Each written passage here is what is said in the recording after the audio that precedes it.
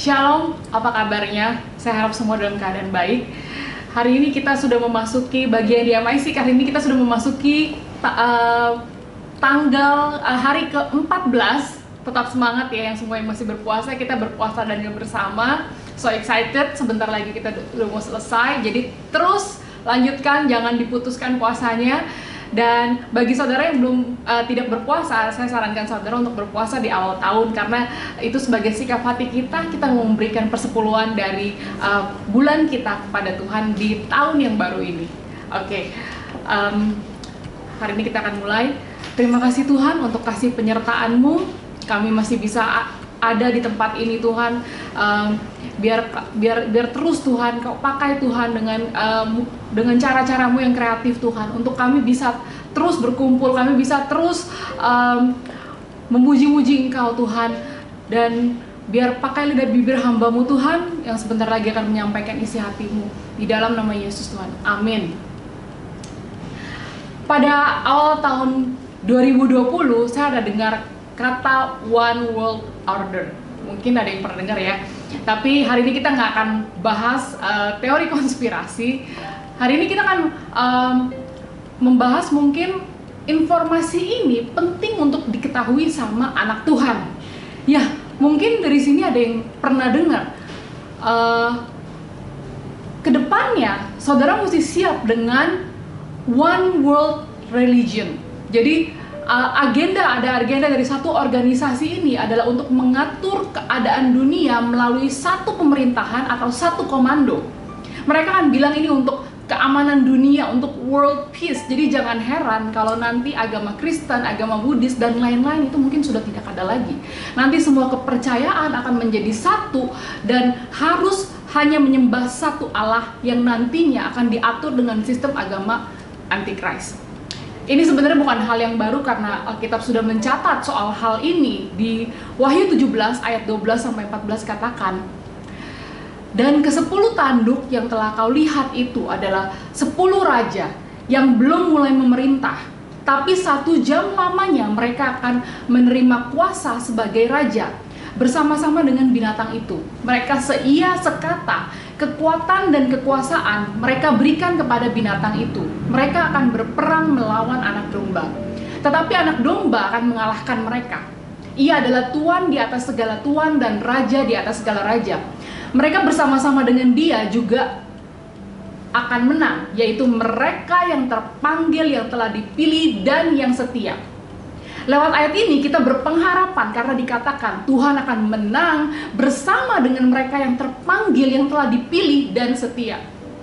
Wahyu ini kitab nubuatan ya, apokaliptik. Biasanya ini kitab yang paling dihindari, soalnya ngeri. Ngomongin soal akhir zaman sampai ke judgment, penghakiman. Menurut teologian, kitab Wahyu ini sudah 80% terjadi. Sisanya tinggal tunggu waktu saja.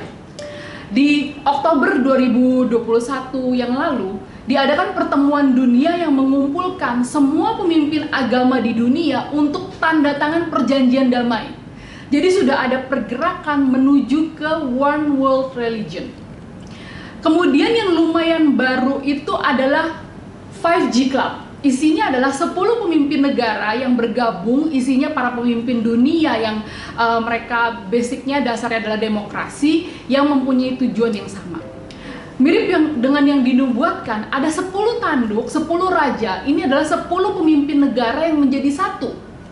Ada yang bilang tanduk itu seperti antena ya, karena mereka ini adalah negara-negara yang teknologinya paling maju. Nama grupnya aja 5G Club. Negara yang teknologinya itu 5th Generation Mobile Network. Artinya internetnya paling kenceng gitu ya. Kemudian dikatakan mereka seia sekata, kekuatan dan kekuasaan akan mereka berikan kepada satu pribadi. Jadi sudah semakin dekat ke sistem agama yang bersifat universal. Satu untuk semua. Mungkin ada yang tanya, kenapa nggak boleh? Bagus dong damai. Masalahnya ini adalah tipu muslihatnya iblis. Alkitab sudah menubuatkan bahwa pada saat ini terjadi, ada yang akan menyatakan diri sebagai Allah dan minta semua orang untuk menyembahnya. Saya rasa ini mungkin awalnya bukan paksaan, tetapi bebas, dan banyak orang yang akan ikut. Hari ini kita diingatkan kembali untuk jangan terlena, karena satu-satunya jalan ke sorga adalah melalui Tuhan Yesus. Kalau menyembah Allah lain, walaupun seluruh dunia begitu, ya tidak akan masuk sorga. Nah, menurut saudara, siapa negara yang paling ateis atau yang tidak percaya kepada Tuhan? Menurut research dari Win Gallup 2017, negara yang paling ateis adalah nomor 1, China, 91%. Nomor 2, Jepang, 87%. Nomor 3, Swedia, 73%. Kalau mau tahu, Indonesia itu adalah di posisi 31. Dan dia 42%. Di bawahnya USA itu lebih tinggi, dia 43%. Kita tahu negara Cina itu terkenal dengan Confuciusnya, Buddhis, tapi sekarang ini mereka sedang membangkitkan ada ideologi komunis. Komunis ini berarti ateis, tidak percaya adanya Tuhan. Setahun terakhir ini di sana sudah mulai melarang semua aliran kepercayaan. Kristen, Islam, termasuk patung-patung Buddhis sudah mulai dihancurkan. Kalau Swedia itu wajar kalau dapat posisi nomor 2, karena dia adalah pemakai chip di tangan terbanyak di dunia. Apalagi sejak diharuskan membawa pasport vaksin. Jadi semua data diri sudah di-chip, tinggal scan aja. Kita harus mengingatkan anak cucu kita, keluarga kita mengenai chip ini, karena mungkin ada yang masih belum tahu informasinya. Jadi pastikan, karena di Swedia seorang bapak itu bahkan mengantar anaknya untuk pasang chip, karena mereka negara yang ateis. Kalau di Amerika, di uang dolarnya ada tulisan "In God We Trust", dengan Tuhan kami percaya. Dulunya negara ini sangat religius, tapi generasi berikut semakin banyak yang ateis. Jadi di negara-negara yang ateis ini biasanya iman tidak diturunkan ke generasi berikut. Jadi untuk menghindari seperti itu, kita semua memiliki tugas untuk memastikan generasi berikut ikut Tuhan. Anak, istri, suami kita, keluarga kita, teman kita, selagi ada kesempatan, ajak mereka untuk ikut Tuhan, ajak ke komunitas gereja kita. Kalau rasanya sulit, doakan mereka yang belum mau membuka hati mereka untuk Tuhan. Saudara, ada yang sadar gak? Di antara semua agama dan kepercayaan di dunia, tidak ada yang seperti agama Kristen. Tuhan Yesus menerima dirimu apa adanya pada saat kamu mau terima Tuhan sebagai juru selamat.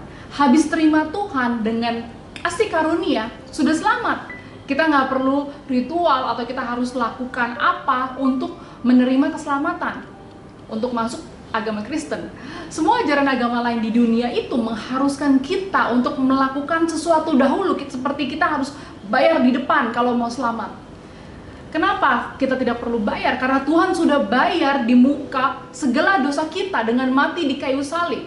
Setelah itu kalau langsung dipanggil Tuhan, ya pasti masuk surga.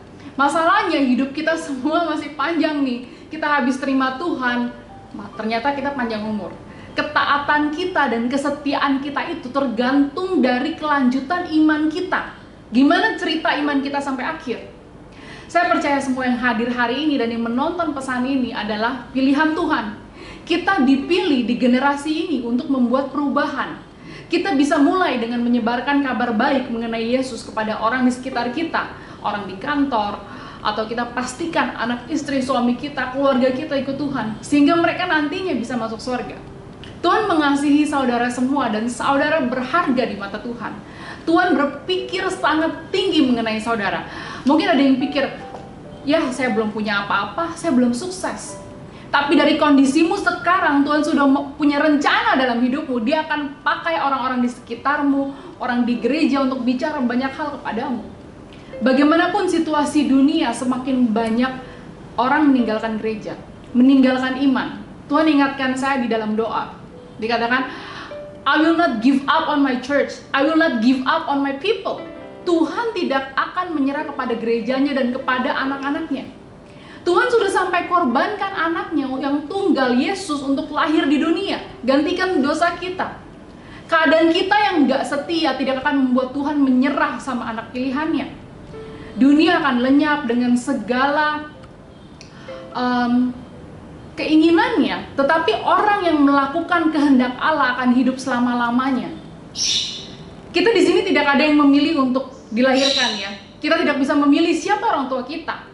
Tapi Yesus memilih untuk dilahirkan di dalam perut Maria. Tuhan Yesus memilih untuk dilahirkan menjadi manusia supaya dia bisa menebus dosa kita. Karena Tuhan Yesus mengalami apa yang manusia alami. Di usia 12 tahun, dia ditemukan di bait Allah, dia sedang mengajar. Kemudian dia mempersiapkan diri selama 18 tahun. Pelayanan cuma selama 3,5 tahun untuk membawa kabar baik bagi kita semua.